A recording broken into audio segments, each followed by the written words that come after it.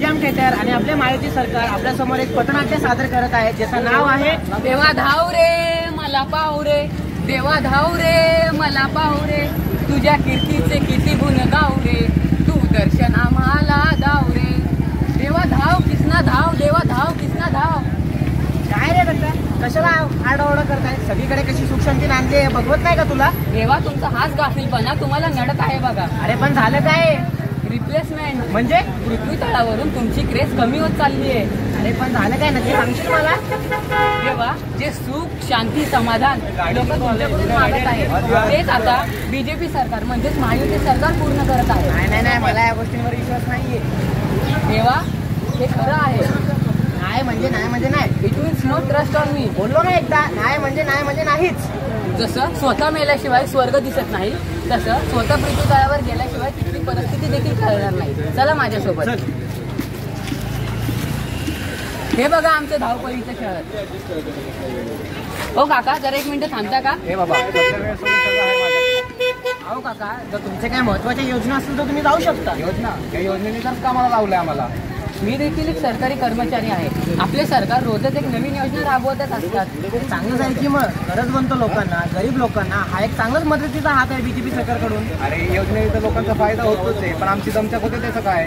अहो काका, मग तुम्हाला असं म्हणायचं आहे का ज्या कामाचा वर्कलोड तुम्हाला होतोय म्हणून तुम्हाला हे काम नाही करायचं आहे का? अरे ती आपले महायुती सरकार कामच करते ना, दिवस बघते ना रात्र, फक्त कामच करते. चला निघतो मी, मला उशीर होतोय.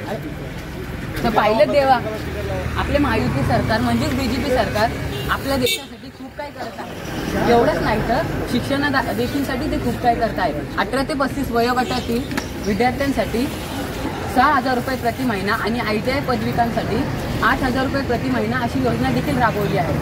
आणि ज्या विद्यार्थ्यांना परदेशात जाऊन शिकण्याची आवड आहे त्यांच्यासाठी शिष्यवृत्ती योजना देखील राबवलेली आहे. स्टॉप चला टोल फाडा. तुला कळत नाही का रे, आपल्या मुंबईमध्ये टोल फाडायला मनाई केली आहे आमच्या महायुती सरकारने.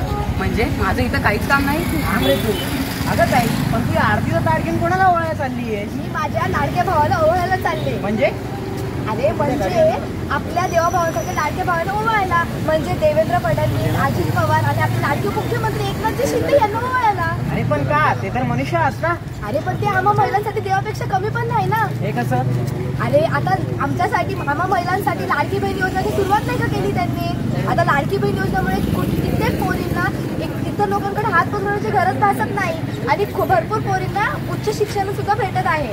तसेच आम्हा महिलांसाठी रोडवरती एक CCTV कॅमेरा सुद्धा लावले आहे त्यांनी. मग त्यांना ओवाळायला नको का?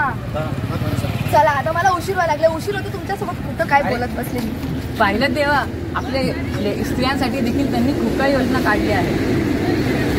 जसं आपल्या स्त्रियांसाठी मेट्रोची देखील सुविधा केलेली आहे.